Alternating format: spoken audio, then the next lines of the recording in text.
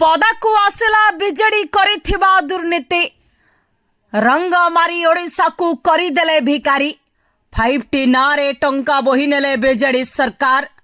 शिक्षा केंद्र को केंद्र करी बिजेडी खाइछि कोटी कोटी टंका। सबु विद्यालय को रंगीन करिबु, राजस्व संपत्ति खोल करिबु। बिजेडी सरकार करिथिबा ठकईर प्रमाण हेउछि एही चित्र।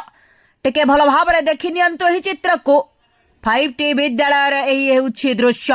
20 लाख टंकार कार्य देखंतु किभଳି भाबरे करा जायछि। पूर्वतन बिजेडी सरकार एभଳି चंचकता करिछि जे भाबिला बेलकु होश उड़ी जाउछि।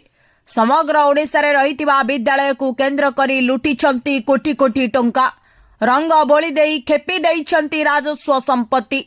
जहार विरल चित्र हेउछि एही दृश्य।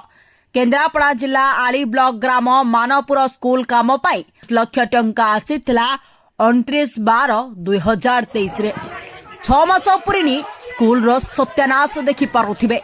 एठी 5T नार महादुर्नीति करा जायछि। कथार नाही अधर्म बित बढ़े बहुत गला बेले जाए मूल सहित। बिजेडी सरकार एभଳି भाबरे ठकेई करि चलेला जहार शास्ति जनता देइछंती 2024 जून 4 तारिख रे।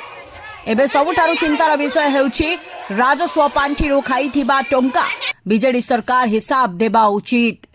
यथाशीघ्र ଏହା ଉପରେ एबे सरकार स्वर उठाइबा आवश्यक रहिछि। बिजेडी सरकार जेउ भଳି भाबरे विद्यालयर सत्यानाश करिछंती एहाकु केवल मोहन माझी महोदय ही सुधारी पारिबे। देखिबाकु बाकी रहिला सरकार मोहन माझी जे कि पूर्वतन सरकार जेउ भଳି भाबरे अणदेखा करि दैछंती से जिनिस उपरे नजर पकाउछंती के नाही। Bureau report, public talk.